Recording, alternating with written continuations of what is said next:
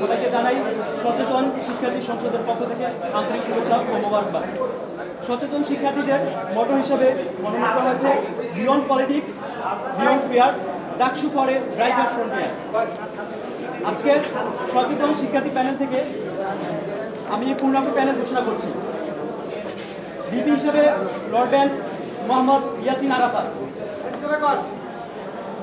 VP হিসেবে থাকবেন মোহাম্মদ ইয়াসিন আরাফাত।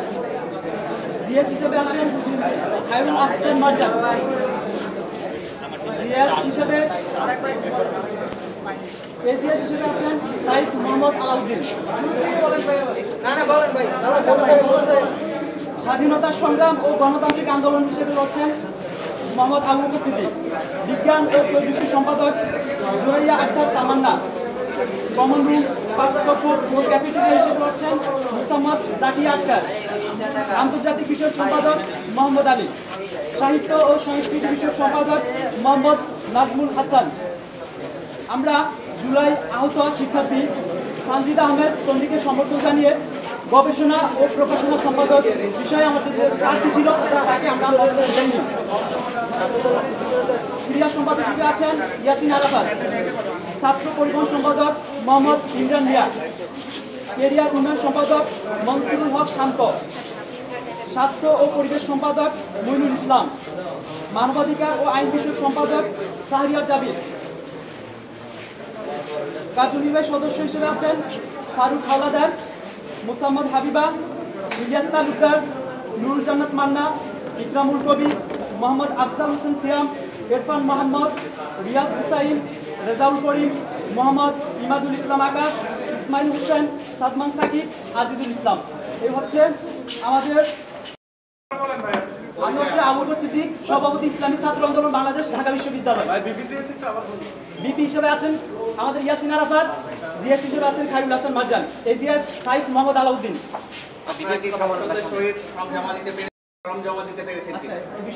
কথা বলবেন। আমরা স্বাচ্ছন্দ্যে আমরা জমা দিচ্ছি, কোনো সমস্যা আমরা ফেস করি নাই এবং আমরা এই পর্যন্ত আমার মানে নির্বাচনকে বানচাল করার মতো আমরা কোনো পরিবেশ দেখি নাই। বাকি ফর্ম যখন আমরা যেদিন মনোনয়ন নিয়েছি সেদিন আমরা কিছু আশঙ্কাজনক কিছু পরিস্থিতি দেখেছি, আমরা সেদিনেই এটার প্রতিবাদ জানিয়েছি, সংবাদ সম্মেলনে আপনাদেরকেও জানিয়েছি। আজকে আমরা যখন মনোনয়নপত্র জমা দিতে গিয়েছি আমরা তাদেরকে রিটার্নিং কমিশনার যারা ছিলেন সবাইকে একসাথে বলেছি বিশ্ববিদ্যালয় স্বায়ত্তশাসিত প্রতিষ্ঠান, তাদের স্বায়ত্তশাসিত পাওয়ার খাটানোর মতো সেই স্বাধীনতা রয়েছে। সুতরাং আমরা তাদের কাছে প্রত্যাশা করেছি যে তারা যেন নির্বাচনকে সুষ্ঠুভাবে পরিচালনা করার জন্য তারা তাদের পাওয়ারটাকে এক্সিকিউট করে, কারণ তারা যে কোনো সিদ্ধান্ত নেওয়ার ক্ষেত্রে তারা স্বাধীন রয়েছে। এই জন্য আমরা তাদেরকে বলেছি ইসলামী ছাত্র আন্দোলন বাংলাদেশ সব সময় শিক্ষার্থী এবং প্রতিষ্ঠানের নীতি আইন মানার প্রতি সম্মান রেখে সব সময় ক্যাম্পাসের সুষ্ঠু পরিবেশের প্রতি সম্মান রেখে এবং এটাকে নিশ্চিত করার জন্য সরকার কাজ করে গিয়েছে। জুলাই অভ্যুত্থান কিংবা এর পূর্বে আমরা 2019 সাল থেকে আমরা আমাদের ধারাবাহিক কার্যক্রম একেবারে স্বাচ্ছন্দ্যভাবে চালিয়ে এসেছি, মানে বুক ফুলিয়ে। সুতরাং সেখানে আমরা চাই যেন ক্যাম্পাসটা নিরাপদ হয়ে ওঠে এবং ক্যাম্পাসে যেন শিক্ষার্থীদের জন্য যে শিক্ষার পরিবেশ আমরা প্রত্যাশা করি এবং যার জন্য আমরা কাজ করে যাচ্ছি যেন সেটা এনশিওর হয়। আজকে আমরা ফর্ম জমা দিলাম। তো এক্ষেত্রে সর্বপ্রথমে যেটা আপনাদেরকে জানাচ্ছে, আমাদের প্যানেলের আমরা নাম দিয়েছি সচেতন শিক্ষার্থী সংসদ। আমরা মনে করি সারা দেশ থেকে মেধাবী শিক্ষার্থীরা, সচেতন শিক্ষার্থীরা ঢাকা বিশ্ববিদ্যালয়ে ভর্তি হয় এবং ঢাকা বিশ্ববিদ্যালয়ের সচেতন শিক্ষার্থী আমরা তাদের প্রতিনিধি হয়।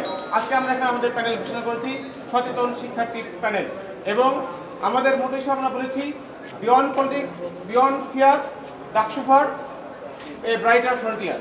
অর্থাৎ কোনো ধরনের রাজনৈতিক অপরাধনীতির যে খেলা বিশ্ববিদ্যালয়ে চলে, যে ভীতি প্রদর্শনের যে ব্যাপারটা বিশ্ববিদ্যালয়ে চলে, তার ঊর্ধ্বে গিয়ে ডাকসু শিক্ষার্থীদের জন্য কাজ করবে। আমরা সেই জায়গা থেকে আমরা চেষ্টা করছি। আমরা ফর্ম উত্তোলন এবং ফর্ম জমা দেওয়ার ক্ষেত্রে আমরা একটা জায়গায় একটু বড় ধরনের সমস্যা দেখেছি এবং আপনারা সেটা দেখেছেন যে ইতিপূর্বে আমরা সেটা জানিয়েছিলাম। একটি ছাত্র সংগঠনের একজন প্রার্থী যিনি ফর্ম উত্তোলনের সময় স্পষ্টভাবে আচরণবিধি লঙ্ঘন করেছেন এবং আপনারা জানেন নির্বাচন কমিশনার যে অফিস, সেই অফিসের সামনে বসে স্পষ্টভাবে প্রমাণিতভাবে আচরণবিধি লঙ্ঘন করার পরেও নির্বাচন কমিশন এখন পর্যন্ত সেই বিষয়ে কোনো পদক্ষেপ নেয়নি। সেই জায়গা থেকে আমরা নির্বাচন কমিশনার এই ধরনের ব্যর্থতার আমরা তীব্র নিন্দা জানাচ্ছি এবং আমরা আজকে দেখতে পেয়েছি ওই আচরণবিধি লঙ্ঘনকারী একই প্রার্থীকে একটি সংগঠন থেকে তাদেরকে মনোনয়ন দেওয়া হয়েছে এবং আজকে তিনি মনোনয়ন দিচ্ছেন। তো তার ব্যাপারে আমাদের নির্বাচন কমিশনার তারা এখনো কি পদক্ষেপ নেবেন, আমরা সেই পদক্ষেপটি দেখার অপেক্ষায় আছি।